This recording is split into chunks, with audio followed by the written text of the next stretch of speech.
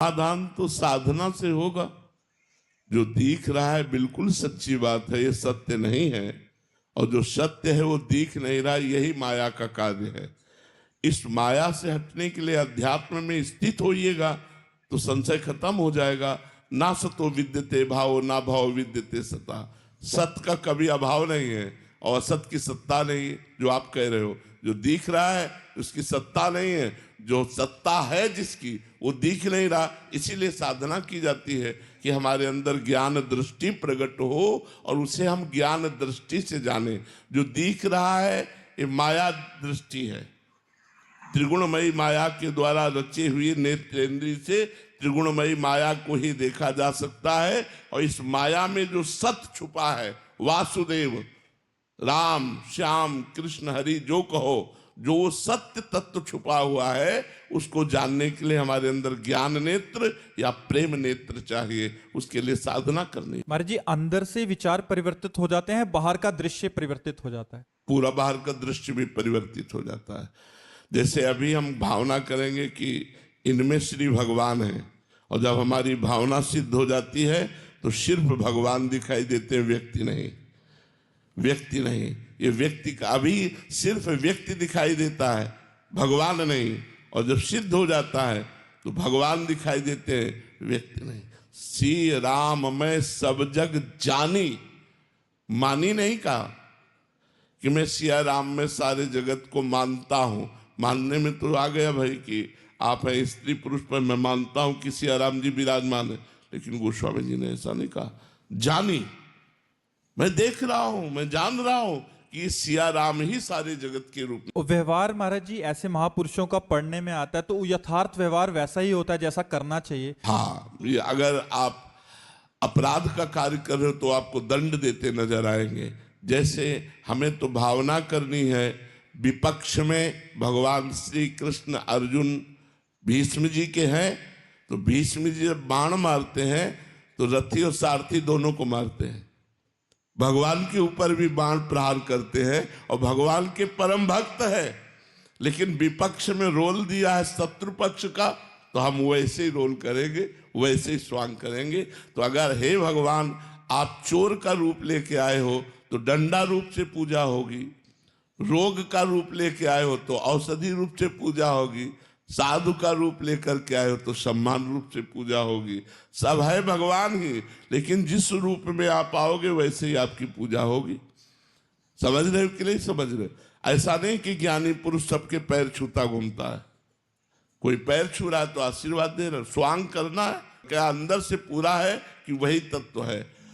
पंडिता समदर्शिना है, समवर्तिना थोड़ी है। समवर्तन नहीं हो सकता। जैसे एक ज्ञानी पुरुष गृहस्थ है तो उसके पत्नी भी है, माँ भी है, बहन भी है और बेटी भी है। चार स्त्री स्वरूप हैं तो चारों के साथ समान व्यवहार करेगा क्या? दर्शन एक जैसा करेगा, सब में ब्रह्म है ये दर्शन करेगा, लेकिन व्यवहार अलग होगा। माँ के पैर छुएगा, पत्नी से अलग व्यवहार होगा, बेटी से अलग, बहन से अलग व्यवहार होगा। ऐसे ही भगवान ने जैसे कहा विद्या विनय संपन्ने ब्राह्मणे गविहस्तनी सुनीच सुपाके च पंडिता समदर्शिना।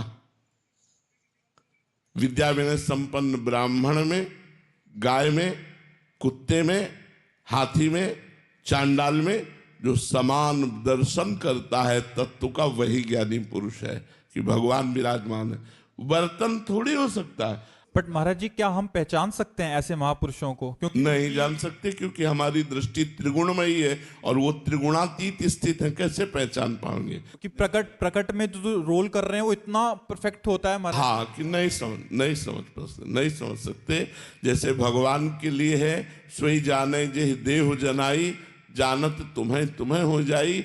ऐसे महापुरुषों के लिए ब्रह्मविद ब्रह्म ही भवति, क्योंकि ब्रह्म स्वरूप में स्थित है। वो अपना परिचय खोल दें आपके सामने तो आप जान सकते हो इतने बड़े महापुरुष। अगर वो परिचय छुपा ले और रोल करते रहे, केवल स्वांग करते रहे, तो आप जान ही नहीं सकते। आपको बिल्कुल साधारण पुरुष जैसे लगेंगे। जी, ऐसे में उनकी आंतरिक स्थिति क्या होती है? जब गुस्से वाला रोल है तब, या किसी से प्रेम पूर्वक? एक रस रहती है। एक रस क्या होता है महाराज जी? एक भगवदानंद, वो प्रसन्न है या वो रुष्ट है, ये बाहरी स्वांग होगा, अंदर से वो एकदम शांत है, अंदर से भगवदानंद में स्थित है। प्रसन्नता में उनका हृदय खुश है और क्रोध में उनका हृदय जल रहा है, ऐसा नहीं होता। क्रोध का एक नाटक हो रहा है बाहरी, और अंदर हृदय में भगवदानंद से परम शीतल हृदय होता है। अगर हृदय में परिवर्तन पड़ गया तो सिद्ध कहाँ हुए? हृदय में परिवर्तन नहीं पड़ना चाहिए, बाहरी क्रियाओं का परिवर्तन देखने को मिलेगा, लेकिन अंदर से उनकी स्थिति में कोई परिवर्तन नहीं। जी हम तो प्रकट में देखते हैं कि वो हंस रहे हैं और उनकी भौं चढ़ी है, दोनों में महाराज जी फिर। हाँ, ये स्वांग है ना, तो स्वांग में नाटक करने वाला जानता है, तो स्त्री का वो नाटक करेगा, लेकिन उसको पता है मैं स्त्री नहीं हूं। ऐसे ही क्रोध करते हुए भी वो ब्रह्म प्राप्त महाभागवत जान रहा है कि मैं केवल स्वांग कर रहा हूं, मैं उसमें स्वयं में लिप्त नहीं है। तो वो स्वांग भी बहुत अच्छी तरह होगा, लेकिन अंदर से बिल्कुल क्रोध नहीं होगा, क्रोध का स्वांग होगा।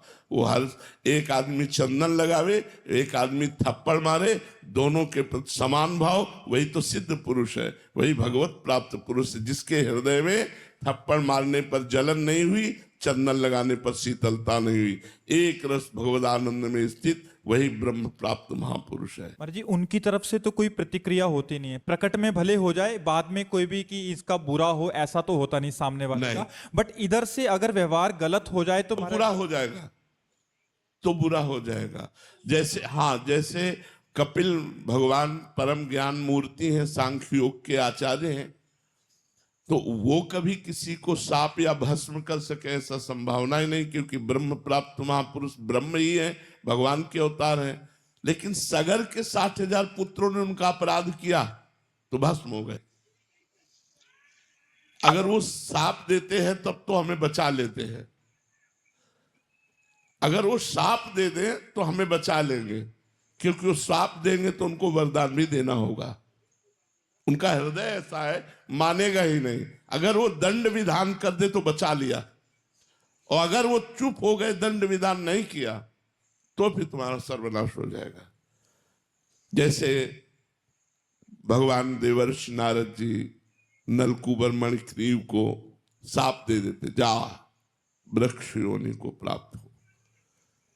अब वो चरणों में गिरा के महाराज जड़ योनि में, तो उन्होंने कहा बनोगे तो वृक्ष ही, लेकिन नंदालय के यमलार्जुन नाम के वृक्ष होगे, और तुम्हें भगवान श्री कृष्ण का सानिध्य प्राप्त होगा, स्पर्श प्राप्त होगा, दर्शन प्राप्त होगा, तुम्हारा संभाषण होगा भगवान से। निहाल कर दिया। तो महाराज जी ऐसे महापुरुषों का संग से मतलब लाभ तो है ही है, बट ऐसे संग कैसे किया जाए, क्योंकि वो तो आग के समान है, कुछ भी जला देंगे ऐसे। तभी भगवान से प्रार्थना करनी चाहिए कि हमको साधु संग की क्षमता दीजिए। जब द्रवहि दीन दयालु राघो तो साधु संगति पाइए। साधु संग बहुत दुर्लभ वस्तु है, महत् संगस्तु दुर्लभ हो, और इसीलिए देवर्षि नारद जी ने लिखा अगम्यो, क्योंकि वो जन साधारण जैसे ही दिखेंगे, कोई मुकुट थोड़ी लगा के वो महापुरुष आते हैं, और उनकी जन साधारण जैसी चेष्टा होगी। तो महापुरुषों की बाह्य चेष्टा से हम बिल्कुल नहीं जान सकते